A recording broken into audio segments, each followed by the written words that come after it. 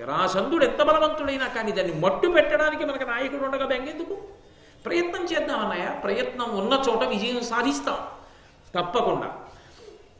కృష్ణ ఏది చెప్పు, ఆ జరాసంధుడి యొక్క వైభవం ఏమిటో మాకొక్కసారి అంటే ఆయన చెప్పడం ప్రారంభం చేశాడు. మగధ దేశాన్ని పరిపాలిస్తూ ఉండేవాడు బృహద్రథుడు అనబడేటటువంటి రాజు. ఆయన పేరే బృహద్రథుడు. బృహత్ అంటే గొప్పది, విశేషమైనది అని. చాలా విశేషమైన రథుడు అంటే రథం ఉన్నవాడు. ఆయన దగ్గర గొప్ప రథం ఉంటుంది అన్నది అంతర్లీనం.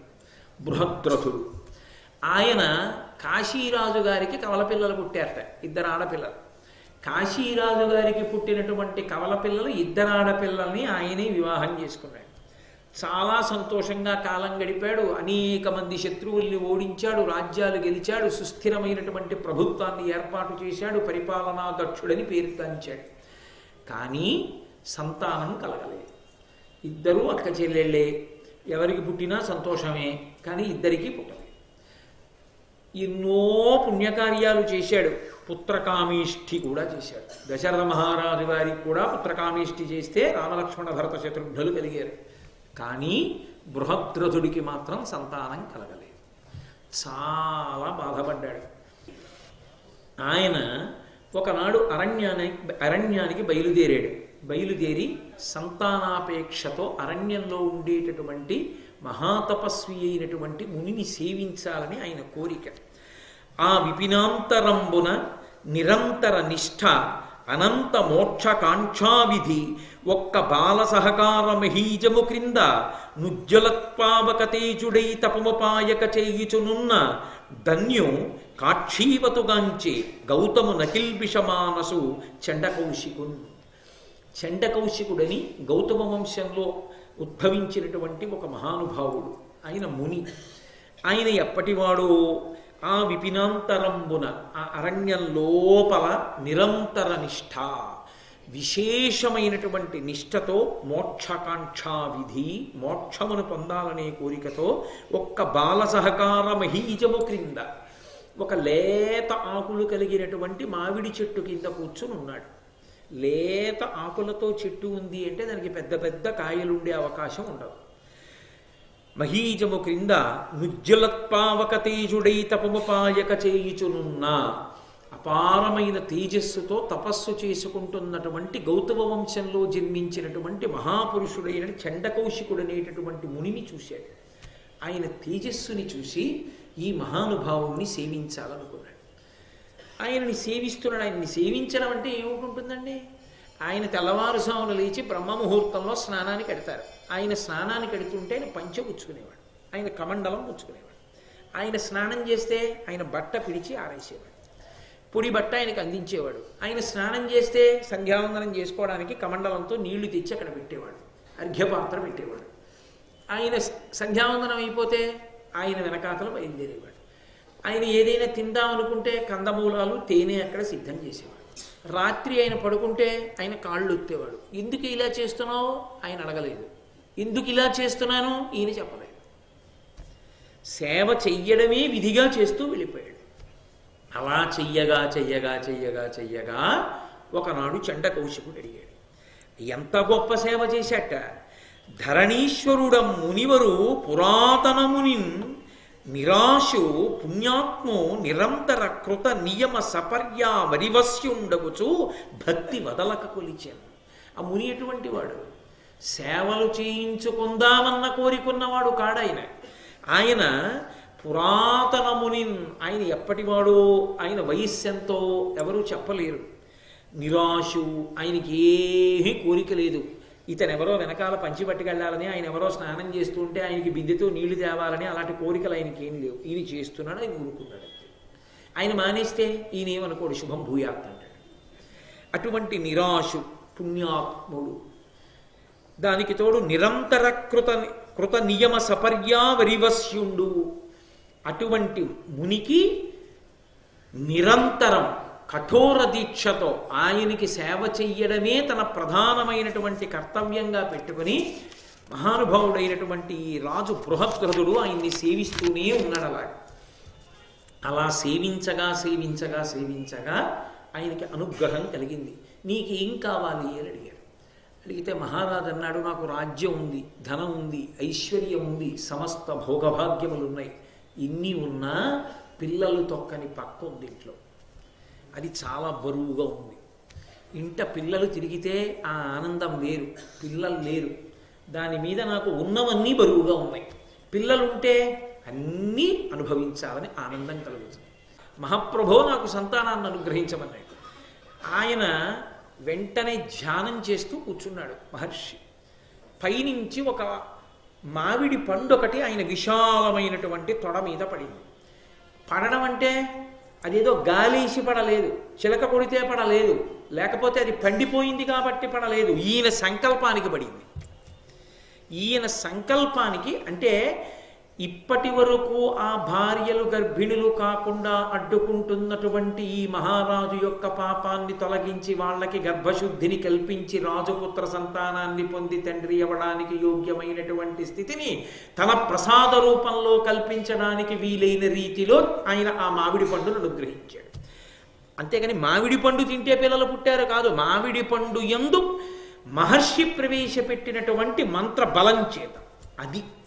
అందుకని మహాత్ములు ఇచ్చేటప్పుడు వాళ్ళు అనుగ్రహిస్తే ఓసారి ఇలా ఇలా పండుని బాగా చేత్తో రుద్ది ఇస్తారు. అంటే వాళ్ళు జపం చేసి అనుగ్రహించి ఇస్తారు. ఎన్నో తర్కాణాలు. పెద్ద తుఫాన్ వస్తుంటే రథోత్సవం ఎలా జరగాలని బెంగపెట్టుకుంటే గుంటూరులో శృంగేరి పీఠాధిపతులు భారతీతీర్థ మహాస్వామి గారు ఎంతసేపు ఉంటుంది రథోత్సవం అని అడిగారు. ఏదో 11 గంటలకి రథం బయలుదేరుతుందండి, 3 గంటలకి తిరిగి వచ్చేస్తుంది. 4 గంటలకి వాన పడితే పర్వాలేదా అని అడిగారు. పర్వాలేదు. కొబ్బరి బొండం చేత్తో పట్టుకుని ఒళ్ళో పెట్టుకుని జపం చేసి ఇచ్చారు. ఈ కొబ్బరి బొండం చేత్తో పట్టుకుని రథం ముందు నడవండి అన్నారు. 11 గంటల 45 నిమిషాలకి కూడా హోర్న పడుతోంది వాన. పీఠాధిపతులు చెప్పారు, నమ్మకంతో కొబ్బరి బొండం చేత్తో పట్టుకుని బయలుదేరారు. వెనక రథం ఖచ్చితంగా 12 వర్షం ఆగిపోయింది. 3 రథం వచ్చేసింది. 4 మళ్ళీ వాన పడడం ప్రారంభమైంది. వారి శక్తి అంతే. ఆ మహాత్ములు సంకల్పం చేసి భగవంతుణ్ణి ప్రార్థన చేసి ధ్యానం చేసి చేత పూర్ణఫలాన్ని పట్టుకుని ఇచ్చారంటే ఆ శక్తి దాంట్లో ప్రవేశించి కార్యాన్ని నిర్విఘ్నంగా జరిగేటట్టు చేస్తుంది. కాబట్టి నేను అదే మీతో మనవి చేసేది, నమ్ముకున్న వాడికి నమ్ముకున్నంత. కొబ్బరికాయ పడితేను మామిడి పండు పడితేను పిల్లలు పుడతాయా అండి అన్నవాడికి పుట్టరు. ఎందుకు పుట్టరు అంటే ఒకటే కారణం, విశ్వాసము ప్రాతిపదిక. ఆ విశ్వాసము లేని చోట ఫలించవు. కాబట్టి ఆయన ఆ మామిడి పండు ఇచ్చాడు. ఇప్పుడు ఆ మామిడి పండు పట్టుకుని మహారాజు చక్కగా సంతోషంగా తన అంతఃపురానికి వెళ్ళిపోయాడు.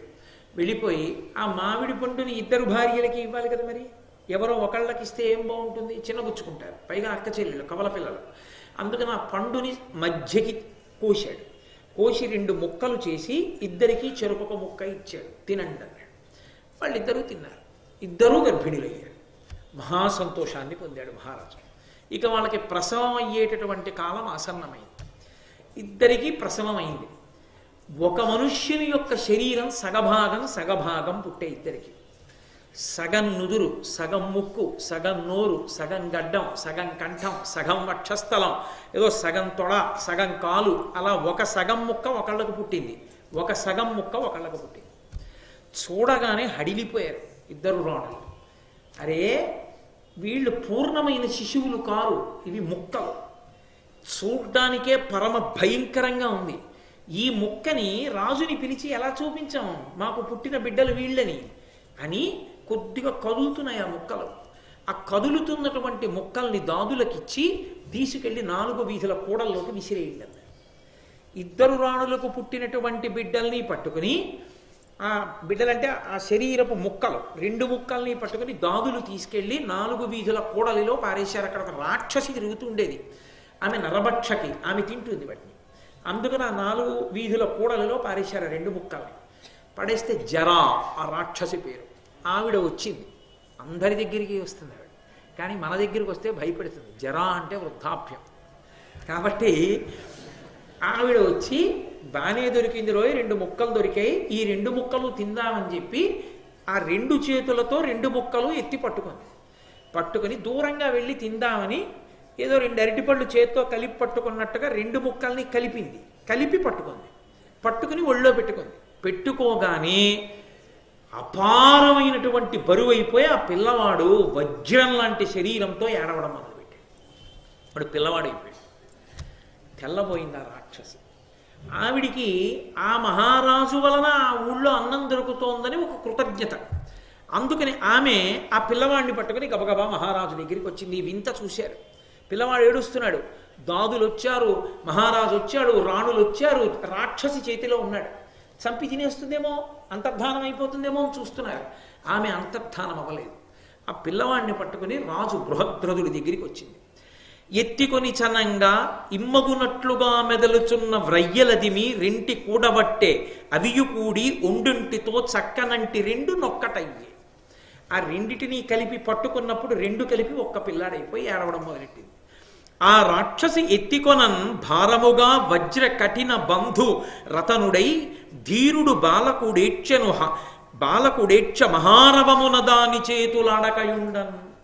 ఆ పిల్లవాడిని పట్టుకుని ఆవిడ వస్తూ ఉంటే క్షణానికి వాడు వజ్రంలా కఠినమైనటువంటి శరీరంతో బరువెక్కిపోతున్నాడు. ఎత్తుకోలేకపోతుంది ఆ రాక్షసి. అంత బరువైపోయాడు ఆ పిల్లాడు. అయిపోయి వాడు పెద్ద మహారవం, అంత రవం చేశాడు కాబట్టి రావణా అని పిలిచాడు ఆ పరమేశ్వరుడు. అప్పటి వరకు ఆ పేరు లేదు రావణాసురుడికి. వాడి పేరు పులస్త్య బ్రహ్మ. కానీ ఆ కైలాస పర్వతాన్ని ఎత్తుతున్నప్పుడు చేతులు కిందుండిపోతే శివుడు బొటన వేలుతో నొక్కినప్పుడు పెద్ద కేకలేశాడు. ఏమిట్రా ఇంత రవం, ఇంత అరుస్తున్నావు, రావణా అని పిలిచాడు. శివుడు నన్ను అలా పిలిచాడని వాడు రావణా అని పేరుట్టుకు తిరిగాడు. అదో సంతోషం ఒక్కొక్కడికి. కాబట్టి ఆ పిల్లవాడు బరువైపోతున్నాడు. ఆ పిల్లవాడిని పట్టుకొచ్చి రాజు చేతిలో పెట్టి మహానుభావ, నువ్వంటే నాకు ఒక కృతజ్ఞత ఉంది. ఈ ఊళ్ళో అన్నం తిని బతుకుతున్నాను. నీకు ఏదైనా మంచి కానుక ఇవ్వాలనుకున్నాను. నా అదృష్టం ఇవాళ ఈ పిల్లాడు నా చేతిలో బతికాడు కాబట్టి నీకు ఇస్తున్నాను. ఇదిగో ఈ పిల్లవాడిని తీసుకో. ఆయన పిల్లవాడిని తీసుకుని పరమ సంతోషాన్ని పొందాడు. ఏమైపోనో ఈ పిల్లలు, రెండు కుక్కలు విడుచుకుపోతే నీ చేతిలో పడ్డారు కాబట్టి సంధించావు, కలిపావు, బతికాడు. జరా అన్న రాక్షసి చేత సంధింపబడి రెండు ముక్కలు కలిపితే బతికినవాడు కనుక ఈ పిల్లవాడికి నేను ఎవరి పేరు పెట్టను, నీ పేరు పెట్టుకుంటానని జరాసంధుడు అని పేరు పెట్టాడు. తండ్రి అయిన బృహద్రథుని చేత రాక్షసి యొక్క పేరు మీదుగా పెట్టబడిన పేరు కనుక ఆ పిల్లవాడికి జరాసంధుడు అని పేరు వచ్చింది. వీడు పెరిగి పెద్దవాడవుతున్నాడు.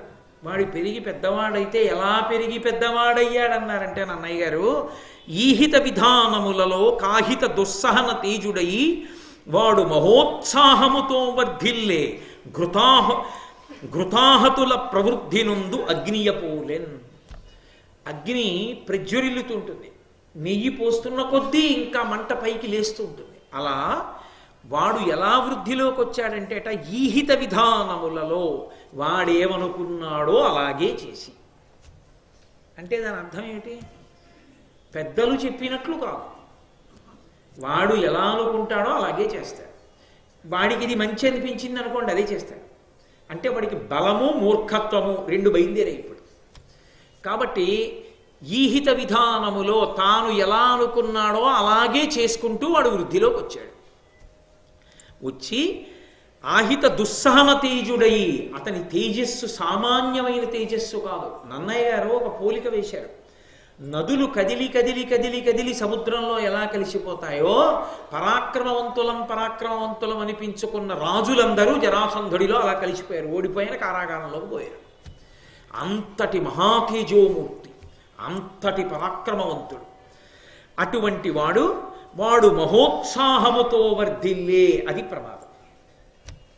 ఎప్పుడైనా జ్ఞాపకం పెట్టుకోండి, మనిషికి ఉత్సాహం ఉండాలి, మహోత్సాహం ఉండకూడదు. Please like, share and subscribe my channel Brahmasri Chaganti Koteswararao వారి ప్రవచనములు. Thank you. చెప్తున్నాడు శ్రీకృష్ణుడు ధర్మరాజు గారితో. అతనికి పార్వతీశుడైనటువంటి పరమేశ్వరుడి యొక్క వరం ఉంది జరాసంధుడికి. ఆ జరాసంధుడికి ఉమేషుడు వరం ఇచ్చాడు శివుడు, నువ్వు ఆయుధముల చేత సంహరింపబడవని. అందుకే అతన్ని చంపడం అర్జునుడికి కూడా సాధ్యం కాదు. అర్జునుడు గాంధీవం పట్టుకుని బాణం వెయ్యాలి. ఆయుధం లేకుండా చంపాలంటే మల్ల యుద్ధంలో చంపేయాలి. మల్ల యుద్ధంలో చంపేయడానికి భీముడు ఒక్కడే చంపగలడు. భీమసేనుడు అంతటి బలవంతుడు, పరమేశ్వరుడికి అంత నమ్మకం. ఆయనకి ఏమిటి, కుంతీదేవికి అంతే నమ్మకం. అందుకే కదూ నేను వాడు చిన్న పిల్లాడిగా ఉన్నప్పుడు ఒళ్ళో పెట్టుకుంటే మీరు ఆదిపర్వంలో విన్నారు. ఒళ్ళో పెట్టుకుని ఉండగా పులిస్తే గభాలను లేచి పరిగెత్తింది, కింద పడిపోయాడు ఆయన. పసిపిల్లాడు కింద పడిపోయి ఆ కొండ కింద ఉన్నటువంటి పెద్ద శిల మీద పడ్డాడు. శిల నుగ్గైపోయింది, పిల్లాడు అలాగే ఉన్నాడు. అంతటి మహాబలవంతుడు పుట్టుకతో భీమసేనుడు.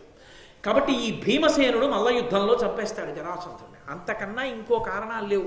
ఎవరో వాడు, కీచకుడు, హిడింబాసుడు వీళ్ళందరూ నక్షత్రంలో పుట్టారు, అలా ఏం లేదు. భీమసేనుడు బలవంతుడు, ధర్మమునందున్నవాడు, అందుకుని చంపుతాడు. కాబట్టి ఈ భీమసేనుణ్ణి తీసుకెడతాను, అర్జునుణ్ణి కూడా తీసుకెడతాను నాతో పాటు. భీమార్జునుడిద్దరూ నా పక్కన ఉండాలి. ఎందుకని అంటే అర్జునుడు చంపడం కోసం కాదు, కృష్ణుడు పక్కన అర్జునుడు ఉంటే వాళ్ళిద్దరి యొక్క సంతోషం వేరు. ఒక్కొక్క చోట ఒక ఇద్దరి మధ్య అలా కలుస్తుంది. అలా కలిసి ఎన్నో విజయవంతమైన కార్యక్రమాలు చేస్తారు. పరమేశ్వరుడు అలా కూరుస్తాడు వాళ్ళని. కృష్ణార్జునుల్ని ఎత్ర యోగేశ్వర కృష్ణో ఎత్ర పార్థో ధనుత్తర తత్ర శ్రీ విజయోభూతి. ఎక్కడ కృష్ణుడు అర్జునుడు ఉంటారో అక్కడ విజయమే. అర్జునుడు వెనక్కి కూర్చుని కృష్ణుడు ముందు కూర్చున్నాడంటే సారథ్యంలో విజయమే. మహారాజు బ్రహ్మచారి వచ్చినప్పుడు లేచి నిలబడి నీకేం కావాలని అడుగుతాడు. అందుకని స్నాతక వ్రతం చేసుకున్న వాళ్ళలా ముగ్గురు కూడా బయలుదేరి ఆ మగధ దేశాన్ని చేరుకున్నారు. చేరుకుని గిరివ్రజపురము, ఆ జరాసంధుడు పరిపాలించేటటువంటి రాజధాని, అక్కడికి వెళ్ళి ఓ కొండ మీద నిలబడి ఆ కొండ శిఖరం మించి చూపిస్తున్నాడు శ్రీకృష్ణ పరమాత్మ. చూపించి భీమార్జునులతో చెప్తున్నాడు, గోరథమును వృషభము వైహారము వృషగిరియు చైత్యకాద్రియు అనగా భూరిగిరులేను దీనికి శూరభటులు ఓలె కాచి చుట్టూను ఉండు. ఓ భీమార్జనులారా, ఇదిగో ఈ జరాసంధుడు పరిపాలించేటటువంటి రాజధాని నగరాన్ని గిరివ్రజము అని ఎందుకు పిలుస్తారంటే, మహాయోధులైనటువంటి భటులు చుట్టూ నిలబడి మధ్యలో మహారాజుని ఎలా కాపాడతారో అలా ఈ గిరివ్రజం అనేటటువంటి నగరం చుట్టూ 5 శిఖరములు ఉంటాయి, పర్వత శిఖరములు. ఈ 5 పర్వత శిఖరముల మధ్యలో రాజధాని ఉంటుంది. ఎవరూ లోపలికి ప్రవేశించలేరు. అవి సహజంగా సైనికుల్లా రక్షణ పడతాయి. ఆ 5 గోరథము వృషభము వైహారము వృషగిరి చైత్యకాద్రి అనబడేటటువంటి 5 కొండలు. ఈ 5 కొండల్ని దాటి ఏదో ఒక కొండ దాటి లోపలికి వెళ్ళాలి. వెడితే గిరివ్రజంలోకి వెడతాం. గిరివ్రజంలోకి వెళ్ళగానే జరాసంధుని యొక్క రాజధాని ప్రవేశం చెయ్యగానే మనం ఆయనకి హితులమో అహితులమో తెలిసిపోతుంది. అసలు మనం వెడదామనుకుని కొండ ఎక్కగానే తెలిసిపోతుంది. ఎందుకు తెలిసిపోతుందో తెలుసా భీమార్జనులారా? ఇక్కడ ఒక పెద్ద విశేషం ఒకటి ఉంది. గౌతమ మహర్షి ఈ వంశం వాళ్ళని అనుగ్రహించాడు. గౌతమ మహర్షి యొక్క అనుగ్రహము వలన తనకి కావలసిన వాళ్ళ శత్రువుల అన్నది జరాసంధుడు తెలుసుకోవడానికి ఇక్కడ ఒక ఏర్పాటు ఉంది. ప్రాచీనమైనటువంటి మగధరాజులు మానుషాదము అనబడేటటువంటి ఒక ఎద్దుని చంపారు. చంపి ఆ ఎద్దు చర్మాన్ని ఒలిచారు. ఒలిచి దానితో 3 ఢక్కలు నిర్మాణం చేశారు.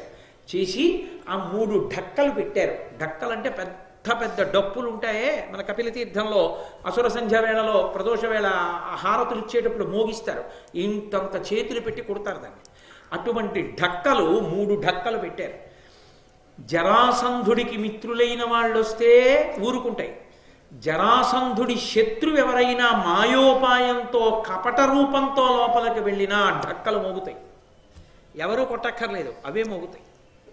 అవి మోగగానే జరాసంధుడు కనిపెడతాడు ఎవరో శత్రువు వస్తున్నాడని. కాబట్టి ఈ ఢక్కలు మోగకుండా ఉండాలంటే దాటితే కదా మోగుతాయి. ఈ ఢక్క దాటకుండానే ఈ ఢక్కల్ని బద్దలగొట్టేయాలి. వాటిని మన చేతులతో మన ముగ్గురు 3 ఢక్కల్ని బద్దలగొట్టాలి. అందుకొచ్చారు ముగ్గురు. ఇద్దరే వస్తే 3 ఢక్కల్ని ఒక్కసారి బదలగొట్టలేరు. ఇద్దరూ కలిసి ఇద్దరు కొట్టారనుకోండి, 3వది మోగేస్తుంది, తెలిసిపోతుంది. అందుకని ముగ్గురు వచ్చి 3 ఢక్కల్ని ఏకకాలంలో బదలగొట్టాలి. బదలగొడితే చర్మం చిరిగిపోతుంది, పైన ఆ తోలు చిరిగిపోతే ఇక ఢక్క మోగదు. అది చిరిగిపోయేటట్టుగా కొట్టాలంటే అంత కఠినమైనటువంటి వజ్రముల వంటి బాహువులున్న వాళ్ళై ఉండాలి. అందుకు తీసుకొచ్చాడు భీమార్జునుడు. అది కృష్ణ భగవానుడి ప్రజ్ఞ అంటే. భగవంతుణ్ణి నమ్ముకున్న వాళ్ళకి భగవంతుడు అలా రక్షిస్తూ ఉంటాడు ఇప్పుడు. కాబట్టి దారుణ వజ్రచారు భుజదండములన్ బలవద్విచార గంభీరులు ధీరులాక్షణమభేరులు మూటిని వ్రచ్చి చైత్యక స్ఫార నితంబ దేశమును భగ్నము చేసి గిరివ్రజంబున ద్వారమునందు చొచ్చి రతిదర్పితులా యదు కౌరవోత్తముల్.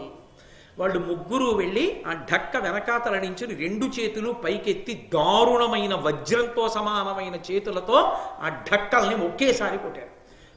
3 ఢక్కల మీద ఉన్న చర్మం చిరిగిపోయి ఇంకా ఆ ఢక్కలు పనిచేయడం మానేశాయి. మనం రాజుని చంపడానికి వెడుతున్నాం జరాసంధుణ్ణి, కాబట్టి మనం రాజద్వారంలోంచి లోపలికి వెళ్ళకూడదు, పెరటి ద్వారంలోంచి వెళ్ళాలి. పెరటి ద్వారంలోంచి వెళ్ళాలి అంటే ఈ చైత్యమనబడేటటువంటి కొండని బద్దలు కొట్టి వెళ్ళాలి.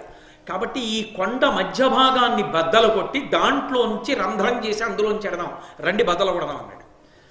కృష్ణుడు, భీముడు, అర్జునుడు వజ్రముల వంటి తమ చేతులతో ఆ కొండ బద్దల కొట్టి దారి చేసుకుని వెళ్ళారు లోపల. ఆ గిరివ్రజం అనేటటువంటి నగరాన్ని చేరారు. అంటే లోపల ఉద్దేశ్యం ఎలా ఉందో దానికి తగినట్టే అనుష్ఠానం ధర్మం. కాబట్టి పెరటి ద్వారంలోంచి లోపలికి వెళ్ళారు. సుందరకాండలో స్వామి హనుమ అద్వారేణ మహాబాహు ప్రాకారమభిపుప్లువే ప్రవిశ్య నగరీం లంకాం కపిరాజ హితంకర. ఆ రాజద్వారంలోంచి వెళ్ళడం మానేసి ఆ ఒక్కసారి ద్వారాన్ని పట్టుకుని ఆ గోడ మించి దూకి లోపలికెడుతూ చక్రేధపాదం చవ్యంచా శత్రువునాం సతమూర్ధని ఎడంకాలు పెట్టి దిగుతారు. ఆ శత్రువు యొక్క తల మీద పాదం పెట్టి దిగినట్టే. నవవ్యాకరణ పండితుడు మహానుభావుడు కనుక అలా దిగారైన. అలా వీళ్ళు కూడా పృష్ఠభాగంలోంచి వెళ్ళారు. ఇంటికొచ్చిన వాడు మిత్రుడు అనుకోండి, ఇంటి యజమాని యొక్క శ్రేయస్సు కోరేవాడైతే రాజద్వారంలోంచి రావాలి. అందుకే రాజద్వారే రాజగృహే అంటారు. ఆ ఇంటి యజమానిని చంపాలన్న ఆలోచనతో ఉన్నవాడు అనుకోండి, శత్రువు అనుకోండి, పెరటి ద్వారంలోంచి వెళ్ళాలి. అందుకే వీధి తలుపు వేసేసి పెరట్లోంచి రండి అనకూడదు. అంటే వాడు ఇంటి యజమానిని చంపడానికి వచ్చిన వాడు శత్రువు అని గుర్తు. వీధి తలుపు తీసి వీధి తలుపులోంచే రండి అనాలి. వీధి తలుపు వేసేసి పెరట్లోంచి రండి అంటూ ఉండకూడదు ఎవరిని, వీధిలోంచే రమ్మనాలి. కాబట్టి వీధిలోంచి వెళ్లకుండా పెరటిలోంచి లోపలికి వెళ్ళారు. వెళ్ళి అక్కడ పుష్పాలని చందనాన్ని అమ్మేటటువంటి గృహాలు ఉన్నాయి. ఆ పుష్పాలని తీసుకుని, దానికి ఒక లక్షణం ఉంది శాస్త్రంలో, నాకుండలి నాముకుటి నాస్రగ్వి నాల్పభోగవాన్ నా హస్తాభరణో నాపి విద్యతే నాప్యనాత్మవాన్ అని. పురుషుడు ఎలా ఉండాలి అంటే నిజానికి పూలదండ ఎప్పుడూ మెడలో వేసుకుని ఉండాలి. ఉపన్యాసం చెప్పేటప్పుడే కాదు, ఎప్పుడూ మెడలో పూలదండ ఉండాలి, ఎప్పుడూ పూలదండ ఉండాలి, చందనాన్ని అలదుకుని ఉండాలి. కాబట్టి ఆ మెడలో పూలదండలు వేసుకుని చందనాలంకారం చేసుకుని ఉండాలి. అది శ్రీమంతమైనటువంటి లక్షణం, చక్కటి లక్షణం అది. కాబట్టి వాళ్ళు ఆ పుష్పహారాలు తీసుకోవాలి, చందనం తీసుకోవాలి. వాళ్ళ ఇళ్ళకి వెళ్ళారు. వెళ్ళి వాళ్ళకి ఏదో ద్రవ్యం ఇచ్చి తీసుకోవడం కాదు, లేదా అయ్యా ఒక్క పూలదండ ఇప్పించండి మీకు ఇవ్వడానికి ద్రవ్యం లేదని అడిగి తీసుకోవడం కాదు. అలా బ్రాహ్మణుడు పుచ్చుకోవాలి, డబ్బులు లేకపోతే లేవని భిక్షాటన చేసి పుచ్చుకోవాలి. వీళ్ళు అలా పుచ్చుకోలేదు. ఘోరాకారులు మాలాకార గృహంబులకు గంధిక గృహంబులకు తారరిగి మువ్వురు బలాత్కారంబునగొనిరి పుష్పగంధములప్పన్. ఆ గంధం ఇచ్చేటటువంటి వాళ్ళింటికి, పుష్పమాలలు ఇచ్చే వాళ్ళింటికి వెళ్ళి మేము డబ్బు ఇవ్వం, మా దగ్గర లేదు కాబట్టి ఇమ్మని అడగం, ఇవ్వకపోతే చాలా కొడతామని లాక్కున్నారు. లాక్కుని గంధం రాసుకొని మెళ్ళో పుష్పహారాలు వేసుకొని మంచి టీవీగా బయలుదేరి అంతఃపురంలోని గోశాల దగ్గరికి వెళ్ళారు. అంతఃపురం అంటే ఏదో మన ఇంట్లో బొమ్మం దాటగానే హాలు అలా ఏం ఉండదు. అబ్బో రాచనగరు అది ఎంత అద్భుతంగా ఉంటుందో. ఇప్పటికీ మీరు పెద్ద పెద్ద కోటలు, ఆ ఆగ్రా కోట, కృష్ణదేవరాయల వారి హంపి విజయనగరం కోట చూస్తే కళ్ళమ్మట నీళ్లే వస్తాయి అనుకోండి. అసలు ఆ కోటలు, గజశాలలు, ఆ వీధులు, ఆ దేవాలయాలు, ఆ రత్నాలు అమ్మినటువంటి అంగళ్ళు, ఆ దేవాలయంలో ఆ కృష్ణదేవరాయల వారి చిన్న భార్య చిన్నాదేవి నాట్యం చేస్తుంటే ఆవిడ లోపల నాట్యం చేస్తున్నప్పుడు ఒక్క కృష్ణదేవరాయల వారు మాత్రమే చూస్తూ పరదా పట్టుకుంటే స్తంభాల చుట్టూ, స్తంభాల బయటికి వాద్యకారులు కూర్చుని స్తంభాల మీదే ఆ 7 స్తంభాల మీద సరిగమ పదనిసలు పలికిస్తూ వాద్యాలు మ్రోగిస్తుంటే రాయలవారు దేవాలయంలో పరమేశ్వరుడి ముందు తన చిన్న భార్య చేస్తున్న నృత్యాన్ని చూస్తుండేవాడు. ఇప్పటికీ ముత్యాలు వజ్రాలు వైఢూర్యాలు రాసులు పోసి అమ్మినటువంటి అంగళ్ళు, పెద్ద పెద్ద అంగళ్ళ కొలను కనపడుతుంది. ఆ పక్కనే తుంగభద్రా నది, గజశాల, పెద్ద పెద్ద ఏనుగుల్ని కట్టినటువంటి గజశాలలు, బ్రహ్మాండమైనటువంటి విగ్రహాలు. అవన్నీ ఆ తొండాలు విరిగిపోయి, ఆ విఘ్నేశ్వరుడికి ఆ దంతం విరిగిపోయి, ఆ విరూపాక్ష స్వామి ఆ విగ్రహాలు చూస్తుంటే కళ్ళ నీళ్ళు వస్తాయి నిజంగా. 6 నెలలు దోచుకున్నారు. అంటే ఎటువంటి రాసనగరులో చూడండి, అటువంటి అంతఃపురాలు. కాబట్టి గోశాల దగ్గరికి వెళ్ళారు కృష్ణార్జునులు, భీమసేనుడు. గోశాల దాకా వెళ్ళేటప్పటికి అటు నుంచి జరాసంధుడు వస్తున్నాడు. ఆయనకి ఎప్పటికప్పుడు ఉప్పు అందుతూ ఉంటుంది. ఎవరో 3 వచ్చారు, మాకు ఇమ్మని అడిగి పుచ్చుకోలేదు, ద్రవ్యం ఇచ్చి పుచ్చుకోలేదు, బలాత్కారంగా తీసుకుని చందనం రాసుకుని పూలదండలు వేసుకుని లోపలికి వెళ్ళారు 3 స్నాతక వ్రతులు. అప్పటికి అర్ధరాత్రి అయింది, 12. అర్ధరాత్రమైన అభ్యాగత ద్విజ స్నాతకులకు ఎదురుచని కరంబు భక్తి పూజలిచ్చు పరమవ్రతుండో అప్పుడు ఎదురు వచ్చి వారికి ఇష్టమసగా. అభ్యాగతి అన్న మాటకు అర్థం ఉంది. అతిథి వేరు, అభ్యాగతి వేరు. అతిథి అన్న మాటకు అర్థం ఏంటంటే మనం పిలిస్తే వచ్చినవాడు, ఒక్క తిథి నాడే ఉండి 2వ తిథికి ఉండనివాడు. పంచమి నాడు మన ఇంటికి భోజనానికి రండి పిలిస్తే పంచమి నాడు వచ్చి భోజనం చేసి షష్ఠి నాడు ఉండడు, వెళ్ళిపోతాడు. ఆయన అతిథి అంటారు. అభ్యాగతి అంటే మనం పిలవలేదు, భగవంతుడి పనుపన అనుకోకుండా ఆయనే వచ్చాడు మన ఇంటికి, అలా వస్తే అభ్యాగతి అంటారు. తను పిలవని వాళ్ళు ఎవరైనా కొత్తగా వచ్చారేమో, వాళ్ళ కోరికలు తీర్చాలని రాత్రి 12 గంటలకు బయటకు వచ్చి తిరుగుతున్నట్టు ఎవరైనా ఉండిపోయారేమోనని. స్నాతక వ్రతులు ఎవరైనా ఉన్నారేమో వాళ్ళ కోరిక తీర్చాలని. వీళ్ళ 3 చూశాడు, గబగబా ఎదురెళ్ళాడు, వాళ్ళ చెయ్యి పుచ్చుకున్నాడు. మీకు ప్రీతితో మీకు కావలసినటువంటి కోరిక తీరుస్తాను, కాబట్టి మీకేం కావాలో చెప్పండి అన్నాడు. అని సురమునివరులకు వసుధామరులకు భక్తుండ ఉత్తమ క్షత్ర కులా చరితుండననిన ధరణీధరుడం మగధేశ్వరునకు తానిట్లనియన్. నేను బ్రాహ్మణుల పట్ల దేవతల పట్ల అపారమైనటువంటి భక్తి కలిగిన వాడిని, స్నాతక వ్రతులకు ఎప్పుడూ సేవ చేస్తూ ఉంటాను, మీకేం కావాలి చెప్పండి అని జరాసంధుడు తనని తాను పొగుడుకుంటూ మాట్లాడితే కృష్ణ భగవానుడు చూసన్నాడు, నువ్వు ఎటువంటి వాడివో నాకు తెలుసు, నువ్వు కొత్తగా చెప్పుకోవలసినటువంటి అవసరం లేదు. కడగి అత్యుత్తమ క్షత్రియ చరితంబునందు వర్ధిల్లుదునంటివి, జనులకెవ్వరికెన్నండు ఎగ్గొనరింపనేనంటివి, సక్షత్రియులవని నొరులు ఈయట్లు క్రూరులై నృపతుల చెరపట్టి పశువరించుచు పశుపతి ఉమేషు వరదు పూజించిన వారును కలరే, మున్నింతకు అగ్గలం బెద్ది ఎగ్గు కారణంబులేక దారుణుడై సాధుహింస చేయు కుజనుడెల్లవారి కప్రియుండు కాక అప్రియ లక్షణం బెండు కలదిత కలప ఉత్తములకు. నేను చాలా మంచివాణ్ణి, దేవతలను ఆరాధన చేస్తాను, బ్రాహ్మణులను ఆరాధన చేస్తాను, స్నాతక వ్రతుల కోరికలు తీరుస్తానంటున్నావు కదా, సుక్షత్రియ వంశంలో పుట్టినటువంటి వాళ్ళని ఓడించడమే కాకుండా వాళ్ళని తీసుకొచ్చి కారాగారంలో పెట్టి పరమసులభుడు ప్రసన్నవదనుడు పరమేశ్వరుడు శంకరుడు సాంబసనాశివుడు ఉమేశ్వరుడు వరదుడైనటువంటి పరమశివుడికి భైరవుడిని పేరు పెట్టి తీసుకెళ్లి ప్రతిరోజు నరబలి చేస్తావా క్షత్రియుల్ని? ఇంత హీనమైన పని చేసి సిగ్గుపడవలసినటువంటి నువ్వు నేను ఉత్తముణ్ణని చెప్పుకుంటున్నావా? నువ్వు మాకు పూజ చేస్తావా? నీ పూజలు మేము ఎందుకోమా? నీతో మాకు వైరం ఉంది కానీ నీతో మాకు స్నేహం లేదు. ఎందుకు స్నేహం లేదంటావా? ఎందుకు వైరం ఉందంటావా? ధర్మానికి వ్యతిరేకంగా ప్రవర్తించేటటువంటి వాడి పట్ల ధర్మంలో ఉండాలనుకున్న వాడికి వైరంగా ఇంకే ఉంటుంది? సహజంగా వైరం ఉంటుంది, దానికి కారణం ఇంకే ఉంటుంది. అందుకని నీ పట్ల మాకు వైరం ఉంది అంటే ఆయన అన్నాడు, ఎంతో మర్యాదగా వస్తున్నటువంటి మీరు స్నాతక వ్రతులైతే బలాత్కారంగా గంధాన్ని ఆ పుష్పహారాల్ని ఎందుకు తీసుకున్నారని అడిగాడు. అంటే మేము బ్రాహ్మణ స్నాతకులం కావు, మేము క్షత్రియ స్నాతకులం, కాబట్టి మా క్షాత్రధర్మం మాది, మేము బలాత్కారంగా తీసుకుంటాం భుజబలం చూపించి. అయినా ఇక్కడ వరకు వచ్చింది కాబట్టి చెప్తున్నాను, నేను శ్రీకృష్ణుడిని, ఇతను అర్జునుడు, ఆ పక్కన ఉన్నవాడు భీమసేనుడు, మేము ముగ్గురం నిన్ను చంపడానికే వచ్చాం, ఖచ్చితంగా భీమసేనుడు నిన్ను చంపేస్తాడు. కాదంటావా? నీ చెరసాలలో నువ్వు ఉంచినటువంటి నిర్బంధించినటువంటి కొన్ని వేల మంది రాజులందరినీ కూడా విడిపించి శరణాగతి చేస్తే నిన్ను విడిచిపెట్టేస్తాం అంటే ఆయన అన్నాడు, నేను ఏ తప్పు చేశానని విడిచిపెట్టాలి? అది మహోత్సాహం అంటే. ఒకడు చెప్తే వినే లక్షణం లేకపోవడం, చేసిన పొరపాటు ఎప్పటికీ గుర్తించలేకపోవడం. కాబట్టి నేనే తప్పు చేశాను, నేను ఏ తప్పు చేయలేదు, నా క్షాత్రధర్మంతో ఓడించాను, తీసుకొచ్చాను, నేను భైరవ పూజ చేస్తాను, అందుకని భైరవ పూజలో బలిస్తాను, మీరు చెప్పారని ఎందుకు విడిచిపెడతాను, ఇలాగే బలిస్తాను రాజులందరినీ. సరే చూసి నిన్ను చంపడానికి వచ్చాం కాబట్టి మేము ఖచ్చితంగా నిన్ను చంపే పెడతామన్నాడు కృష్ణ పరమాత్మ.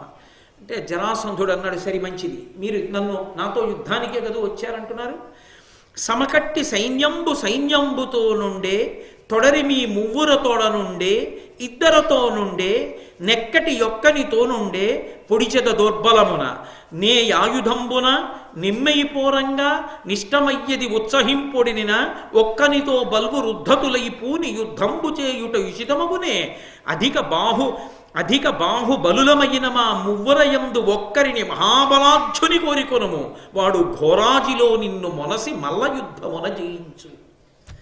ఆయన అన్నాడు, మీరు ముగ్గురు వచ్చారు నాతో యుద్ధం చేస్తానని, మీలో ఒకడు చేస్తాడా, ఇద్దరు చేస్తారా, ముగ్గురు చేస్తారా, మీ సైన్యం ఏమైనా ఉంటే మీ సైన్యం నా సైన్యంతో చేస్తుందా, ఎలా చేద్దాం యుద్ధం చెప్పండి, మీ ఇష్టమే అన్నాడు. అది అత్యుత్సాహం అన్న మాట యొక్క లక్షణం అలా ఉంటుంది. చూడండి, మీ ఇష్టమే చెప్పండి, ఎలా కావాలంటే అలా చేసి చంపేస్తానన్నాడు. అంత తేలిగ్గా, అంత అతిశయానికి చేరిపోయాడు. అలాంటి స్థితికి చేరిపోయిన వాడు తేలికగా పడిపోయేది గోతిలో దేనికో తెలుసా, మాటకే. కృష్ణుడు చాలా చమత్కారి, మహానుభావుడు, ఆయనకి తెలియంది ఏం లేదు. ఆయన అన్నాడు, మేము ముగ్గురం, నువ్వు ఒక్కడివి, నువ్వు ఒకడితో చేస్తావా, ఇద్దరితో చేస్తారా, ముగ్గురు వస్తారా అని నువ్వు అడగచ్చు, కానీ మాకు నీతి ఉంది. నిన్ను ఒక్కడిని చేసి ముగ్గురం చంపడం ఏం బాగుంటుంది, ఒక్కళ్ళమే వస్తాం యుద్ధానికి.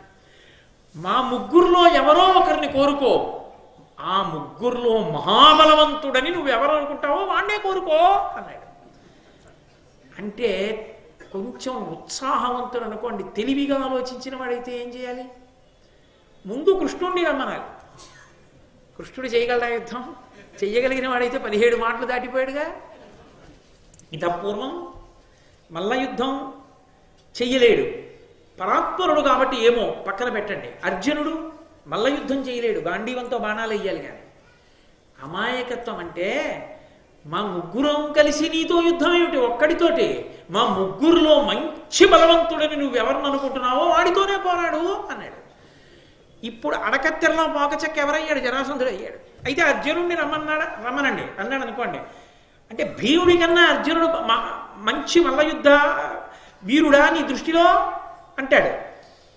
తేలికగా ఏదో అడిగిన ప్రశ్నకి జవాబు చెప్పేసినట్టుగా ఏమన్నాడు, మీ ముగ్గురులో మల్ల యుద్ధంలో మహాబలవంతుడు కాబట్టి భీమసేనుణ్ణి రమ్మనండి అన్నాడు. తన మృత్యువుని కాను కౌగులించుకున్నాడు. ఎవడు కోరమన్నాడు, అది మహోత్సాహం అన్న మాటకు అర్థం. ఆలోచన తక్కువ, ఉత్సాహం ఎక్కువ. దానివలన ఏమైంది, ప్రమాదం దగ్గరికి వెళ్ళి ఇప్పుడు యుద్ధం ప్రారంభం అవుతుంది. ఉన్నవాడు ఊరుకున్నాడా, అమంగళకరమైనటువంటి పనులు కొన్ని చేస్తుంటారు కొంతమంది. ఏదో భర్త ఎక్కడికో వెడుతున్నాడు అనుకోండి, గౌరవం ఉంటే వేరు, అక్కర్లేని పనులు కొన్ని చేస్తుంటారు. ఏడుస్తూ ముక్కు చీత్తూ ఆయనకి ప్రదక్షిణం చేశారనుకోండి, ఆయన తిరిగి రాడు. చేసింది ఒక ఆవిడలా అక్కర్లేని పని చేసింది. శ్రీరామాయణంలో వాలి యుద్ధానికి ఎడుతుంటే తార ముక్కు చీత్తూ ఏడుస్తూ ప్రదక్షిణం చేసింది, ఇక తిరిగి రాలేదు వాలి యుద్ధం నుంచి. చెయ్యకూడదు అలాగా. తను యుద్ధానికి ఎడుతూ కొడుకు సహదేవుడిని పిలిచి, పాండవులలో సహదేవుడు కాడు, జరాసంధుడి కొడుక్కి సహదేవుడిని పేరు, ఆ సహదేవుడిని పిలిచి, ఒరే నీకు పట్టాభిషేకం చేసేస్తాను, ఎందుకైనా మంచిది అన్నాడు. ఎందుకైనా మంచిదే అయింది. అంటే భోగాలము దాపురించిన నాడు ఇటువంటి ఆలోచనలే వచ్చేస్తాయి. కాబట్టి తన కొడుకుని పిలిచాడు, పట్టాభిషేకం చేశాడు. పట్టాభిషేకం చేసి రాత్రింబవళ్ళు ఎడతెరిపి లేకుండా కార్తీక మాస శుక్లపక్ష పాడ్యమి నాటి తెల్లవారుజామున యుద్ధం మొదలుపెట్టి త్రయోదశి నాటి రాత్రి వరకు కొట్టుకున్నారు ఇద్దరు. 13 రోజులు రాత్రి పగలు ఎడతెరిపి లేకుండా భువన భోంతారాణములు బర్దలైపోయేటట్టు అంత పెద్ద అరుపులు అరుస్తూ ఇద్దరు మల్ల యుద్ధంలో కొట్టుకుంటూ యుద్ధం చేస్తున్నారు. ఈశ్వరుని కృప ఎటుందో ధర్మం ఎక్కడుందో అక్కడ బలం పెరుగుతుంది, ఎక్కడ ధర్మం లేదో అక్కడ బలం క్షీణించిపోతుంది. కాబట్టి జరాసంధుని యొక్క బలం క్షీణించిపోయింది. త్రయోదశి నాటి రాత్రి యుద్ధంలో అంత ఉత్సాహంగా లేడి, ఇంకా నీరసపడిపోయాడని గుర్తించాడు కృష్ణ పరమాత్మ. గుర్తించి భీమసేనుడి వంక చూసి అన్నాడు, విరహిత సత్వుడయ్య ప్రతివీరుడు వీని అశేష దారుణీశ్వర నికరాపరాధు అతి సాహసికున్వధించి నీ భుజ స్థిరత ఎలర్ప అయ్యి నిలదేవు బలంబున నీ బలంబు భాసురముగమాకు చూపుము విశుద్ధ యశోదిది మరుతత్మజ. ఓయ్ అవతలవాడు బలహీనుడైపోయాడు. ఓయ్ భీమసేన, నువ్వెవరివి? వాయుపుత్రుడివి. మీ నాన్న బలం ఎటువంటిది? ఇంతసేపా మీ నాన్న ప్రభంజనుడయ్యాడా? ఒక్కసారి గట్టిగా వీస్తే మహావృక్షములు కూకటి వేళ్లతో లేచిపోతాయి. అటువంటి మారుతాత్మజుడవు, వాయుపుత్రుడివి. అవతలవాడు నీరసపడిపోయాడని ఏమిటి మెల్లిగా యుద్ధం చేస్తున్నావు? ఎత్తి తిప్పి విశరదలబారే చంపవతలబారేవయ్యా. నీ భుజబలం ఏమిటో, నీ తండ్రి గొప్పతనం ఏమిటో ఇవాళ మాకు కనపడాలి, చేయి యుద్ధం అన్నాడు. అది ఉత్సాహపరచడం. అవతలవాడి బలహీనత చెప్పాడు, యువతలవాడి యొక్క బలం ఏమిటో చెప్పి ఉత్సాహపరిచాడు. వెంటనే ఆ భీమసేనుడు అతనిని పట్టి ఎత్తి నిహతాహిత వీరుడు వాని ముక్కునన్ వాతను కర్ణరంధ్రముల వారక చోణిత ధారలొల్కగా వాతసుతుండి వీచ శతమారములుద్ధత చండమాత సంఘాత వివర్తమాన తృణఖండ సముండగు చుండమాగధున్. ఆ జరాసంధుణ్ణి ఒక్కసారి ఎత్తి పైకెత్తి పట్టుకున్నాడు. పట్టుకుని గట్టిగా నొక్కి పట్టి గిర్ర గిర్ర గిర్ర గిర్ర తిప్పి విసరడం, మళ్ళీ అక్కడికి పరిగెత్తుకెళ్ళడం, మళ్ళీ పట్టుకోవడం, మళ్ళీ ఎత్తడం, మళ్ళీ తిప్పడం. ఇలా తిప్పి విసురుతుంటే ఒకేసారి ఆగకుండా 100 పర్యాయములు విసిరేట్టలాగా విసిరితే అతని ముక్కుల వెంట పెద్ద రక్తధారలు బయటకు వస్తున్నాయి, నోటి వెంట రక్తధారలు వస్తున్నాయి. ఆ రక్తధారలు వచ్చేట్టుగా విసురుతున్నాడు, వెడుతున్నాడు, ఎత్తుతున్నాడు, మళ్ళీ తిప్పుతున్నాడు, మళ్ళీ విసురుతున్నాడు. ఆయన బ్రతికే ఉన్నాడు జరాసంధుడు, ఇంకా యుద్ధానికి సిద్ధం అవుతూనే ఉన్నాడు. అప్పుడు ఇక ఉపేక్షించకూడదని వెరచరమ బట్టి కొనివడిన్ చరచి జరాసంధు సంధి సంధుల ఎమ్ముల్ విరిచి వధించి ఆర్చెను వరలగా భీముండు భువన వలయం బదురువన్.